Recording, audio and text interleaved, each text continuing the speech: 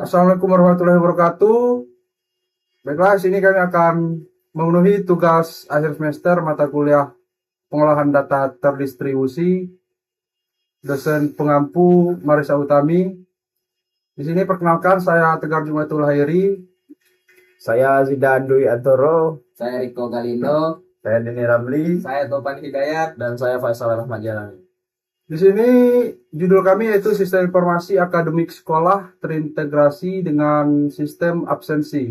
Mungkin langsung saja ke slide pertama, yaitu latar belakang.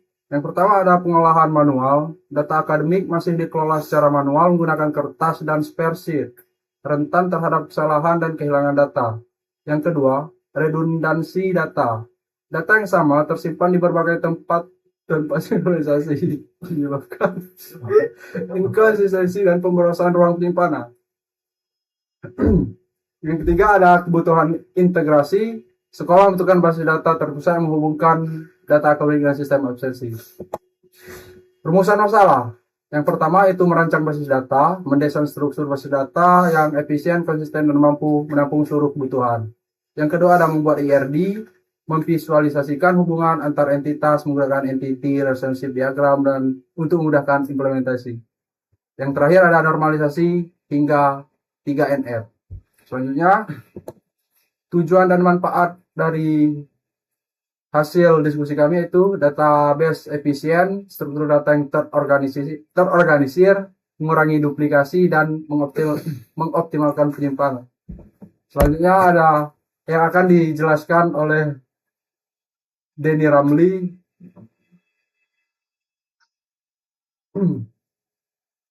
Sini saya akan menjelaskan slide entity, siswa, guru, kelas, mata pelajaran, jadwal pelajaran, absensi nilai, user, tahun ajaran, jenjang, dan ruangan.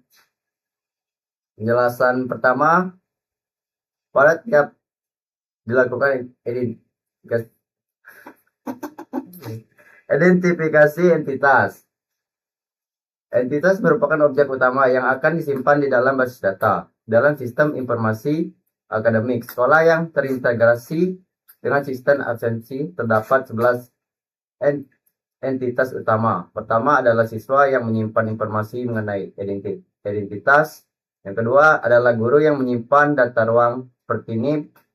Yang ketiga adalah kelas yang digunakan untuk mengelompokkan siswa berdasarkan tingkat rombongan belajar. Selanjutnya terdapat mata pelajaran yaitu data mengenai seluruh mata pelajaran. Kemudian tempat jadwal pelajaran. Kemudian nilai yang menyimpan hasil penilaian siswa. Selain itu terdapat user yaitu akun yang digunakan admin. Kemudian tahun ajaran yang digunakan untuk membedakan data setiap periode. Berikutnya adalah jenjang yaitu tingkat pendidikan. Dan yang terakhir adalah ruangan yang digunakan setiap lokasi pelaksanaan proses. Ini untuk tampilan entity atau entitas. Kedua ada entity relationship diagram atau IRD. Ini langsung saja dipaparkan. Baiklah, Assalamualaikum warahmatullahi wabarakatuh. Hubungan PK dan PK antar entitas. Penjelasan presentasi. Yaitu setelah menentukan seluruh entitas, maka berikutnya adalah membuat entity relation diagram atau RD. RD digunakan untuk mengembangkan hubungan antara tabel dan database. Hubungan antar tabel dibentuk menggunakan primary key dan program key. Primary key merupakan identitas utama setiap tabel. Sedangkan program key merupakan kunci tamu yang menghubungkan satu tabel dengan tabel lainnya. Sebagai contohnya, tabel siswa memiliki primary key berupa NIS. Kemudian pada tabel absensi terdapat NIS sebagai program key menghubungkan data absensi dengan data siswa. Begitu juga pada tabel nilai, NIS digunakan sebagai program key sehingga nilai dapat diketahui memiliki siswa yang mana. Dengan menggunakan primary key dan program key, hubungan antar tabel menjadi lebih struktur dan data menjadi lebih konsisten. Slide jadwal pelajaran. Jadwal menghubungkan guru kelas, dan mata pelajaran. Penjelasan presentasi. Judul pelajaran. Di dalam tabel jadwal terdapat beberapa program key, yaitu 1. ID guru, 2. ID kelas, 3. ID mata pelajaran, 4. ID ruangan, 5. ID tahun ajaran. Artinya, setiap jadwal akan menunjukkan guru yang mengajar, mata pelajaran yang diajarkan, kelas yang mengikuti pelajaran, ruangan yang digunakan, serta tahun ajaran yang sedang berlangsung. Sebagai contohnya, yaitu guru mematika mengajar kelas 10A pada hari Senin pukul 8 di ruangan 101. Seluruh informasi tersebut disimpan dalam satu record pada tabel jadwal. Dengan cara ini, database menjadi lebih sederhana dan mudah dikelola. Baiklah, selanjutnya. Selanjutnya ada slide UNV. Semua data masih berada dalam satu tabel. Penjelasan presentasi. Pada tahap pertama, normalisasi, yaitu from atau UNV. Seluruh data masih disimpan dalam satu tabel besar. Misalnya dalam satu tabel terdapat data siswa, guru, kelas, mata pelajaran, jadwal, absensi, dan nilai secara bersamaan.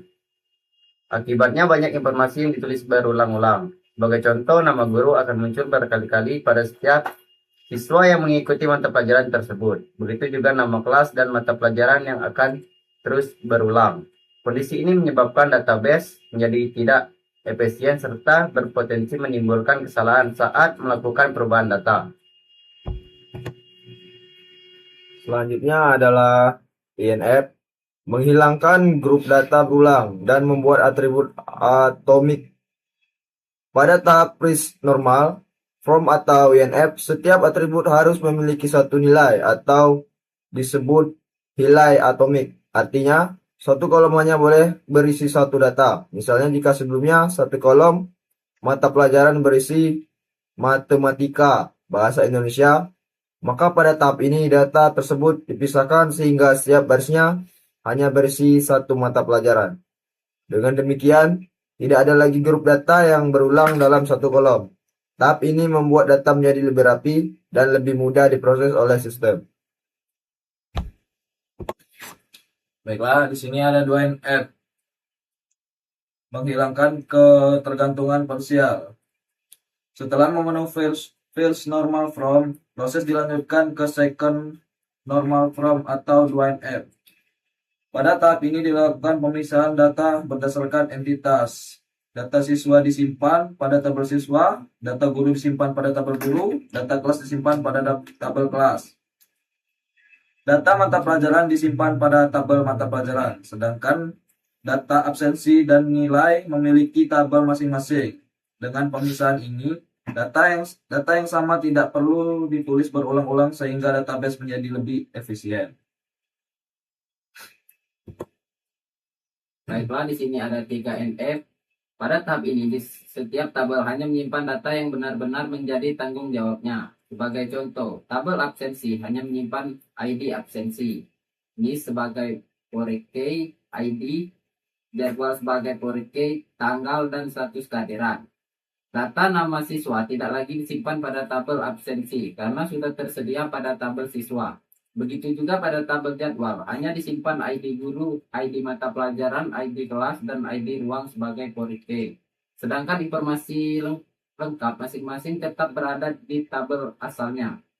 Dengan cara tersebut, database menjadi lebih efisien, mengurangi redundansi data, menjaga konsistensi, dan mempermudah proses pengembangan sistem di masa mendatang. Itu hasil dari presentasi kami. Kami akhiri. Wassalamualaikum warahmatullahi wabarakatuh.